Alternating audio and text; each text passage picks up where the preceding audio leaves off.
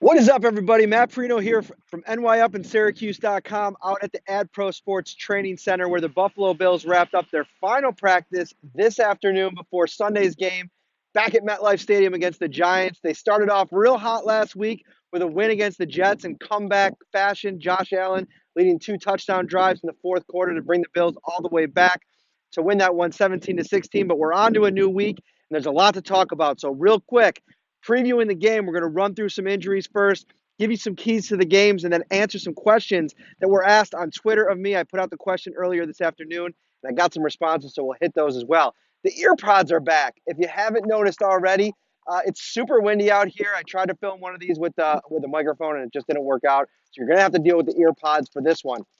First things first, injury report. Teron Johnson, slot cornerback, is going to be missing this game against the Giants. He's been dealing with a hamstring injury, suffered last week. In place of him will be Saran Neal. It'll be interesting to see how he plays this week. He struggled at times last week against the Jets. He'll get the start on a full week of preparation. Taron Johnson has missed all 3 practices this week, so keep an eye on that. Also going to miss this game, Andre Roberts, still waiting to make his long-awaited Bills debut. The Pro Bowl kick returner is going to be out again, still dealing with that quad injury. So it'll be Isaiah McKenzie returning kicks, and it'll be Micah Hyde returning punts. Hopefully Andre Roberts gets back next week against the Cincinnati Bengals, the home opener. On the Giants side of things, it's interesting. They're dealing with quite a bit of injuries. Their wide receiving core has been absolutely decimated by injuries. They're already without Golden Tate, who they signed in the offseason free agency. He's dealing with a 4-game suspension. Sterling Shepard, their second biggest receiver, he's in the concussion protocol. Cody Latimer is questionable for this game. So we'll keep an eye on that. And that means that the top target for this Giants offense is going to be Evan Ingram. Their tight end out of Ole Miss, and he is really, really good. Was targeted over 10 times last week, and the Bills are going to have to make sure that when in coverage, Tremaine Edmonds, Jordan Poyer, Matt Milano, that they have him locked up because he is a dangerous weapon for Eli Manning, who, oh, by the way, threw for 300 yards last week against the Dallas Cowboys defense, which isn't too shabby. So the Bills' passing defense is going to have their work cut out for them with Eli Manning. I know you're probably rolling your eyes. Most people thought Daniel Jones would be in there by now. But Eli Manning, 68% completion percentage last week, still getting the job done there in New York. But against this Bills defense, that is going to be quite the test. Also progressing is tight end Tyler Kroft. Broke his foot back on the first day of organized team activities.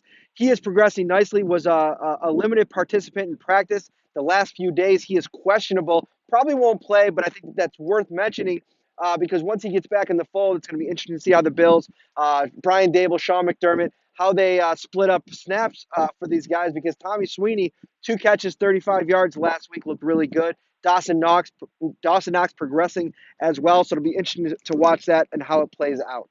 Keys to the game. Number 1, Josh Allen has to be an effective passer this week. Got to limit those mistakes on the road. They got away with it last week. 4 turnovers, 2 fumbles, 2 interceptions. Not going to be able to do that this week. This is a Giants defense that has a lackluster pass rush and a very suspect secondary. So Josh Allen needs to move the ball, needs to find his targets, put the ball in the right place, let his playmakers make plays. Cole Beasley looking to make up for maybe 2 mistakes last week. The ball that went off his thigh, intercepted, and then on the touchdown drive, that big drop where Josh Allen kind of fit it into a tight pocket and he wasn't able to make the play. So Cole Beasley targeted 9 times last week. I expect that to continue. Josh Allen has to make the throws. Number 2, tackling Saquon Barkley. The Bills have talked about it all week. From Sean McDermott to Tremaine Edmonds to Lorenzo Alexander, they've all talked about the importance of fundamental football when it comes to stopping Saquon Barkley. If you don't bring him down on first contact, he can turn a 2-yard run or a 3-yard run into a 60-yard run or maybe even a touchdown. So that's key number 2, stopping Saquon Barkley. You've got to wrap him up, make the play. Number 3, the offensive line of the Bills. They have to be effective again this week. Allow the Bills to sustain some drives, get the running game going. I would anticipate that Brian Dable looks to run the ball a little bit more in the first half this week. So that'll be fun to watch as well. Now, Twitter questions. First one, I really like this one. More likely this week, Josh Allen plus 300, over 300 yards, or Devin Singletary over 100 yards rushing. I'm going to go with Josh Allen. I think that this game is, a guy like Dak Prescott last week, not really known as a, prolific passer as such, went for 400 yards, had almost a perfect quarterback rating. So I think Josh Allen could come into this game after going over 250 yards passing for the first time in his career last week on the road against the Jets, against a much more manageable situation against a Giants defense that, just maybe isn't as good. I think he's going to come out here, throw the ball around a little bit. John Brown already looks comfortable, and I look to see that these running backs get a little bit more involved in the passing game as well.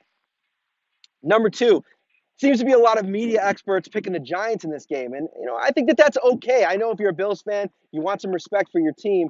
Going on the road 2 weeks in a row is not an easy task. And I think that what's happening here is experts that are picking the Giants to win this game are figuring that the offense will do enough.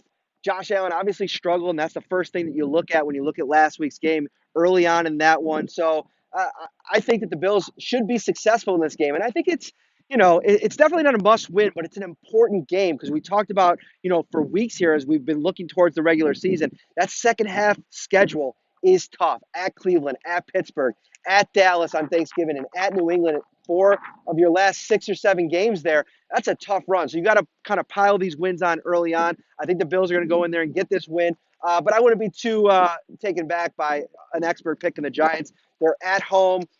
It's tough to win in this league on the road. 1 week, but 2 weeks in a row, that's a lot to ask. And finally, when it comes to Saquon Barkley, how are you going to stop him? 8 men in the box. Are you going to spy him with Jordan Poyer or Matt Milano? Listen, I don't think that there really is a necessary formula to stopping Saquon Barkley because he's so dynamic. 11 rushes last week, 120 yards against a pretty good Dallas defense. I think you just have to go back to what we talked about earlier. Be fundamental. Make sure that you are wrapping up. Make sure that you are gang tackling. Levi Wallace told me today that also I wanted to mention him. He suffered an ankle injury yesterday. He should play Sunday. He was a full participant in practice today. And I think that, he mentioned the fact that to stop a guy like Saquon Barkley, you have to be fundamentally sound. And so it'll be interesting to watch how that happens. Also, part of that question, Saquon Barkley or Devin Singletary, who's going to have a bigger game? It's going to be tough to go against Saquon Barkley in this one for me. I mean, he's a one-man show there. He's still getting the job done. So I'd probably lean Saquon Barkley. For all your Buffalo Bills content, guys, keep it locked on to NYUp and Syracuse.com. It is a windy day in Orchard Park. We are 2 days when I'm filming this from kickoff. Thank you always for watching, and we'll see you on Sunday.